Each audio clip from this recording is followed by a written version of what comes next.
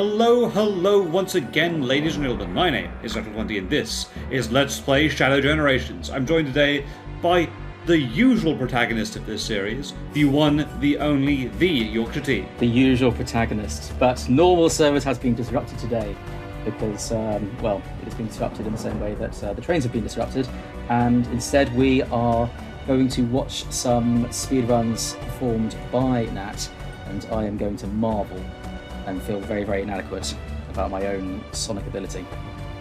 Yeah, so as with Sonic Generations, I felt that it would be cool to see these levels kind of as Sega intended them to be played.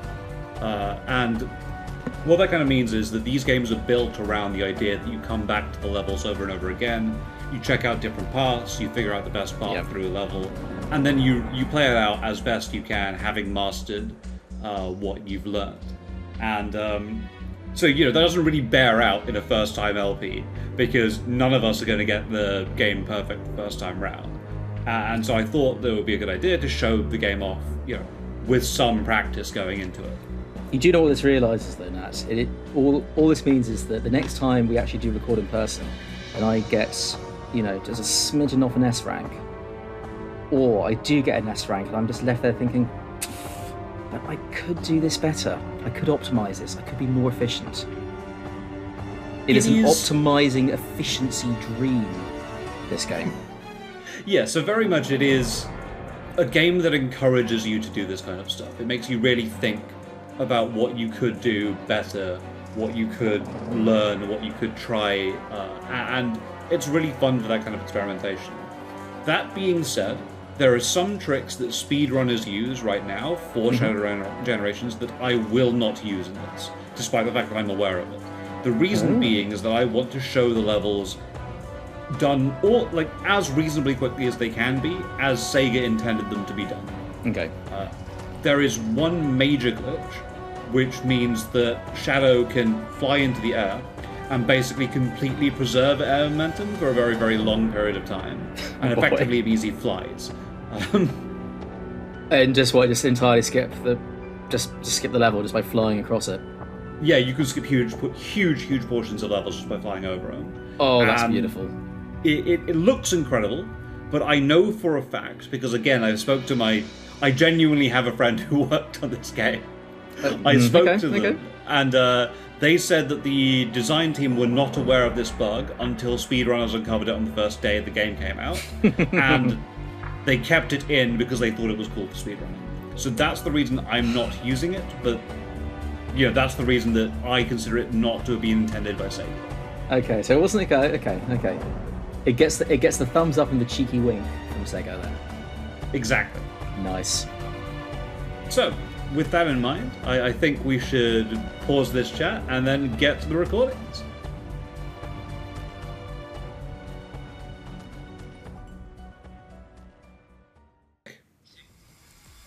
Fine.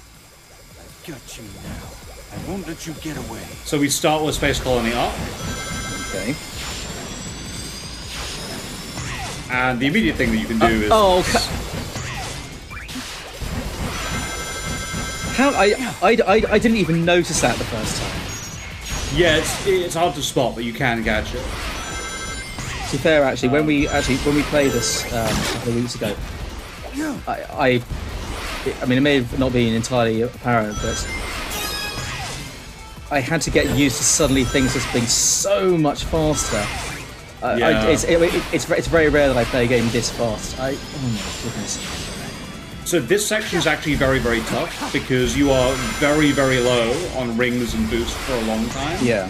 So you really, really have to go through and get as many rings as you can, otherwise you'll run out.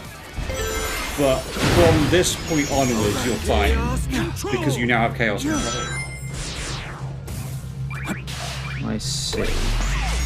And interestingly enough, because Chaos Control stops the timer in this game, speedrunners have decided to basically use the in-game timer as the way that they register how fast they went through a level.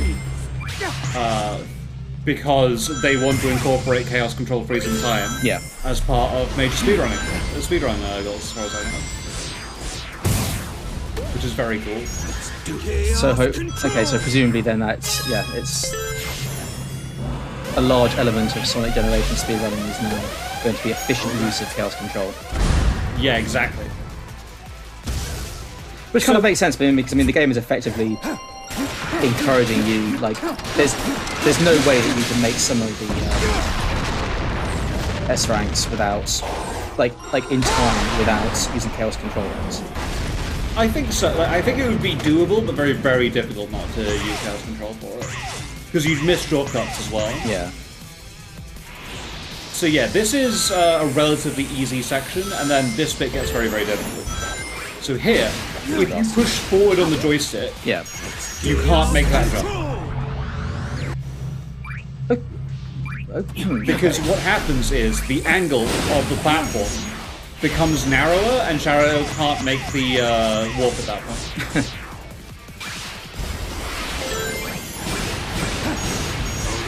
So you miss a big shortcut. Now, if I could fly, I would have jumped across to the other side and used the teleporter that exists there that teleports you to this segment much, much faster than the way I did it. Oh my goodness.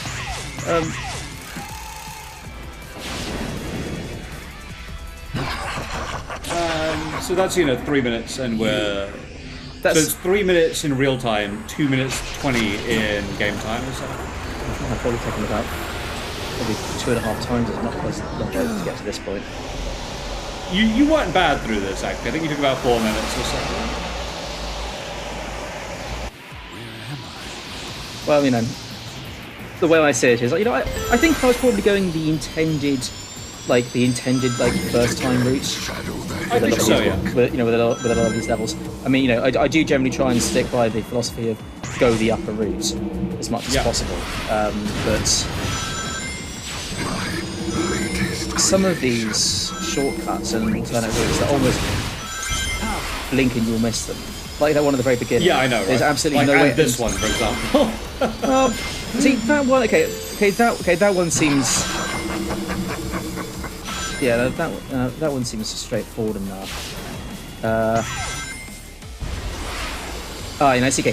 I would have completely missed that spring. I'd have thought that I would have had to try and jump onto the rail from that jump. Yeah.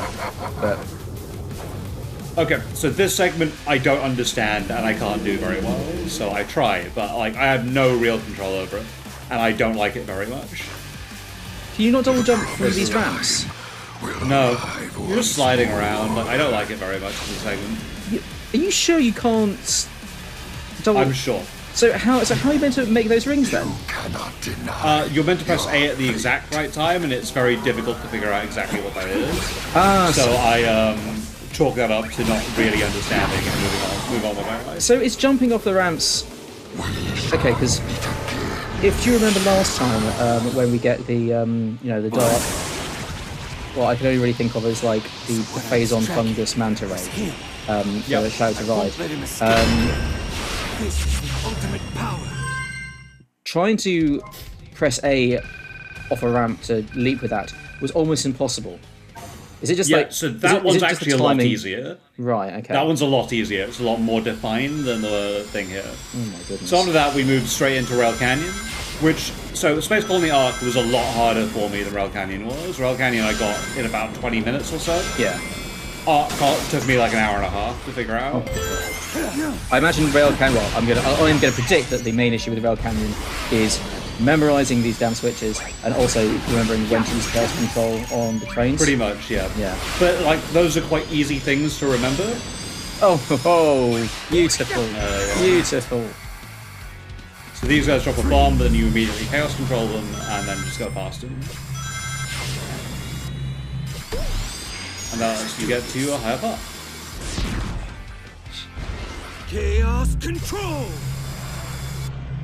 I just did that for fun, I think. I didn't really need to.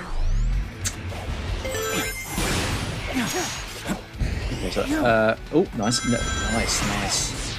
Just about. There's a cleaner way of making that jump, but that was good enough for me on this run. I have no idea how you did. It almost looks to me like it's just then that you almost flipped onto another rail and flipped back onto the same rail. Within the same frame. It's insane. This part's very good. Oh.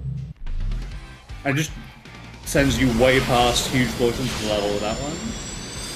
So you don't even have to do the bit with the train destroying the track and... No, that's going to come in a second. Ah, I see. But first we have this segment.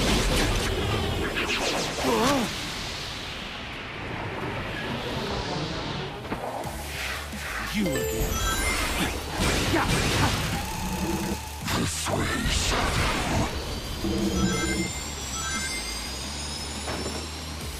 Why should I follow you? Yeah, so this is a relatively chill segment as things go. So it seems like the there's only shortcuts really... aren't hard to do. Yeah. Seems like there's only really one way to get through that. So I did check, by the way, if that rail above us was a shortcut, and it's not. Ah. I took it, and I was like, this is a lot longer. So being eagle-eyed is not always your friend sometimes. Yeah. Fine. I'm getting answers from you. Oh, okay. Again, I wasn't in too much danger. Yeah. It does feel like there's definitely a easy way to do that, though. Yeah. So the rules are, you have a boost and a double jump, and you can use them in any order, but once they're done, you have to touch the ground again before you get on the map. That's before you can use either. Before you store Yeah. And that's even if you bounce off something using the homing attack. Yeah.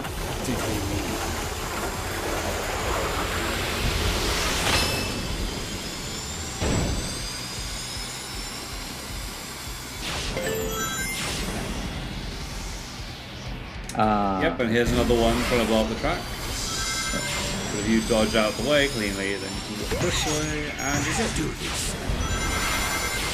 This is the ultimate power. And that freezes. Then so the track doesn't get destroyed. You continue to take the high roads. Yep.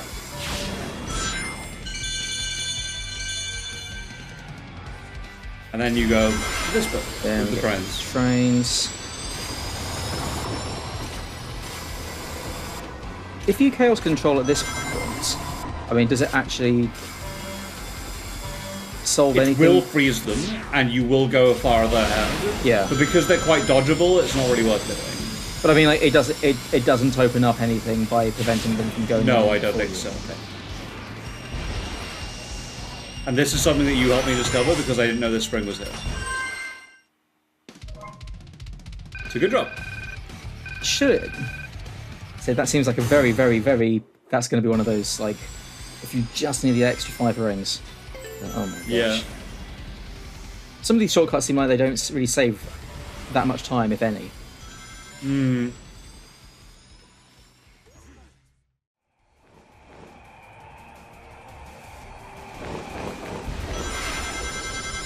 Okay. So I've just been treated to in case Nat edits this, just been treated to the first slightly aborted attempt on this level. But I mean, quite frankly, it was going pretty well just up until a bit of ill-advised combat, whilst on the back of the evil manta ray. Indeed. But Whoa, oh my god. it's so good. I know I'm meant to be offering sort of, some kind of, analysis on this, but honestly, all I can really do is just sort of look at this with a great big grin on my face, and I don't know, some kind of like vicarious, like, see, I don't really go in for fast games, so actually playing through something, well, even just watching through something like this, I kind of get the same feeling as, I don't know, like going on a roller coaster. Yeah, I It's get just exactly what you mean. It's fast!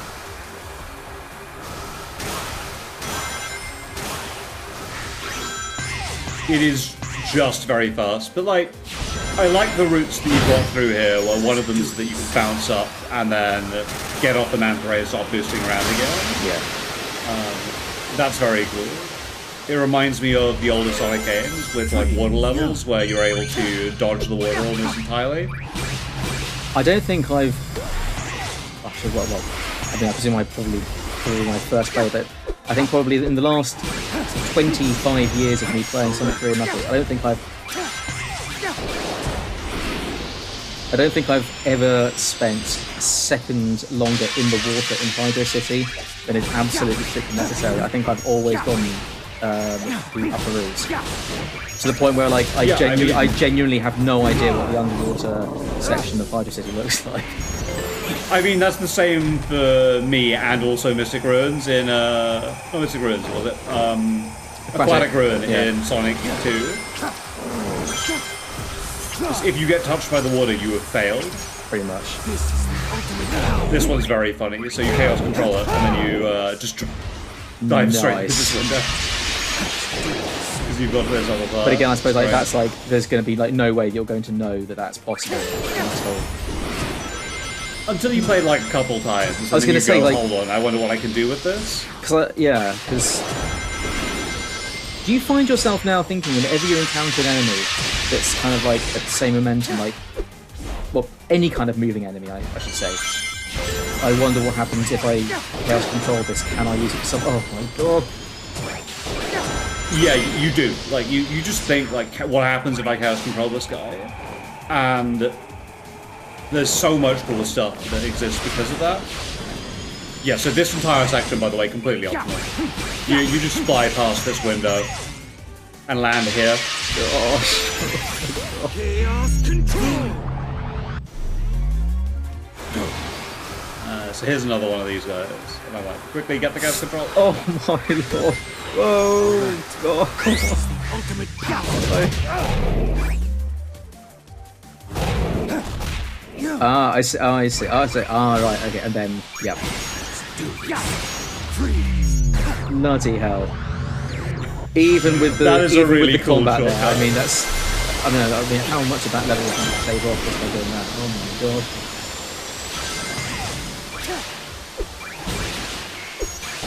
I think speedrunners don't use that. But I did it because it looks cool. I mean, presumably they've just found a way to just skip everything using the momentum, though. Probably, yeah. There we go.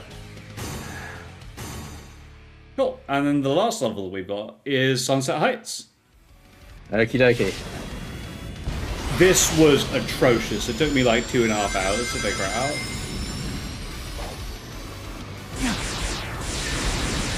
Because there's just so many points where you can mess up with jumping and things like that.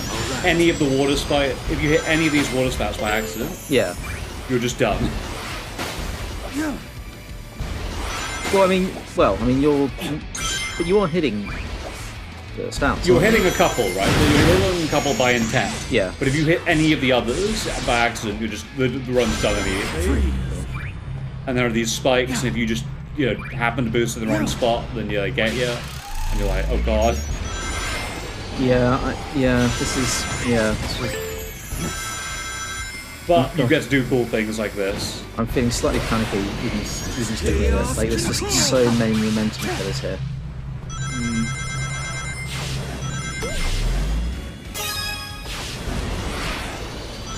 Although it was always one of my favourite parts of playing Sonic Adventure 2, which, well, yes, pretty much the only 3D Sonic I ever spent seriously on. I always really enjoyed, like, in parts where I could tell that I was, clearly, like, the aim of the level is to go past this part as quickly as possible. I always just really liked just pausing and just checking out. Like, because sometimes in these games when we get like this part, where you're meant to go past it, you kind of get the sense, well, what if the designers have just put something just kind of nice here? Even though you'll probably never see it. I was really like that. It's like, this is my own sort of, it's gonna make this place look nice. Choose to stop and see it. So, to me, the very early stage of the level is quite difficult. Yeah. The middle's okay, and then this part is an absolute pain.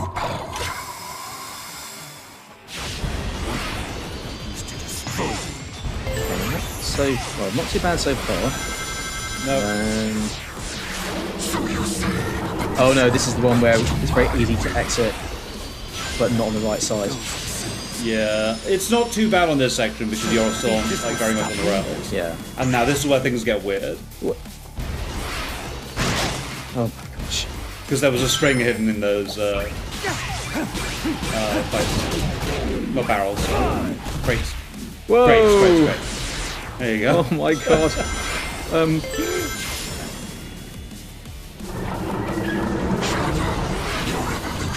So again, this part not too bad.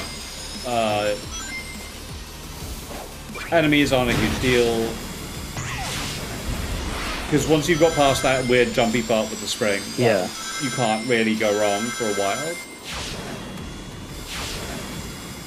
If I was better, I could have probably boosted there to get past instead of hitting the enemies, but this was a very good run and I wasn't going to give it up.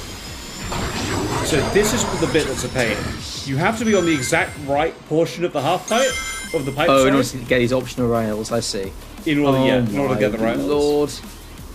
And it's very difficult sometimes. How are you meant to even know, like, how are you even meant to figure, oh my gosh. Yeah, this part sucks. I took that hit because I was like, there's no way to get past this without really getting hit once. Is there a way to follow the exact path of the save zone? Not while you're boosting. Ah, okay. It's impossible, you cannot do it. I've tried. So you have to jump at some point, and that makes it a very, very difficult thing to do. And in some ways, less satisfying than I would like. Yeah. Some guys have managed... I've seen speedruns where people have actually managed to do it without getting hit there. But it's very difficult. Like, it's difficult at the end of a very long level that's also very difficult. And so I was a bit like... I've taken one hit. It doesn't slow your momentum very much to do that. I'll take that and move on. Yeah, no, I definitely wouldn't sacrifice a run just for that. But that's... I mean, I have to admire the design philosophy that goes into these kinds of the good Sonic games, because when they're done well, they're done very, very, very, very well, and you can tell that a lot of thought has gone into this. Sometimes it does feel like it's almost like a puzzle, like, you know, there is one exact route, like there is one exact way of doing it, and it's up to you to try and find it. Yeah, very much. It is a game about replaying, and I enjoy that puzzle because I like going through and it's something that you pointed out just a second ago when you went through Sonic Adventure 2 and going through the speedy sections and stopping to see if the developer had put anything nearby. It's very much that feeling. I will go slowly through levels trying to pick out areas where I can see something that looks interesting and then jump over to it to see if the developer put something there. And, you know, 90% of the time, the thing I've picked out is something that was there by intent. And so, yeah, it's very much a way of encouraging you to go through these levels that have been meticulously created. Like, you know, there are 5 minutes if you play them once, but have so much in them, right, to just explore. Yeah. And I think that puzzle element really makes you just kind of look around and see more of that cool stuff that's been put in there. I'm going to have to remember this when we record in person next time. I think I'm going to try a slightly different approach then to some of the levels that we play through. I think I'm going to have to try a kind of, maybe a quick once through, just to try and, you know, just get through the level and then just, you know, just get my feeling for it. And then maybe, you know, if time permits, and your patience with my sort of, you know, relative crude Sonic ability permits it, just take a slower, more measured visit through the level and try and pick up, you know, now that I've seen the kind of things that we should be looking out for. I mean, generally, would you say that the kinds of things that you should be looking out for in later levels is what we've seen in these first few levels? Very much so. There'll be things that you'll just be suspicious of now that you've seen me go through these levels already. Yeah. And it's all interesting stuff. There are 3 major levels like this left in the game. Only 3? Only 3, yeah. It's a short game, yeah, but it's fun. And part of the reason it's short is because it's replayability. Yeah. But we'll see that soon enough. Damn, I can't wait now. Damn you trains. Well, guys, that's it for now. I have got T salivating over playing a little bit more next weekend. And I want some for speed. now, Speed in my life. thank you so much for watching, and we will catch you all on the next set of episodes. When the trains become unchaos controlled. I always imagined like what it would be like to be able to chaos control like on your way to work to make life easier for yourself. Oh god, so you've kind of gone to that point where now you see everything in life as like things I could chaos control and things I couldn't chaos control. Things I could chaos control usefully. God, actually, If only. there'd be something along the lines of like, if I could like line up various trains passing by each other at the same time, so like kind of like, I don't know, just keep moving across the roofs of the trains. Yeah. Oh, some Thoughts for another time, maybe. Thoughts for another time. Thoughts for another time. Well, yes, if you could, yes. I mean, we could put it in the thread. If you could chaos control, what would you chaos control? How would you use chaos control to improve your commute to work? Remote workers need not apply. I feel like that could actually be a fun little question for you.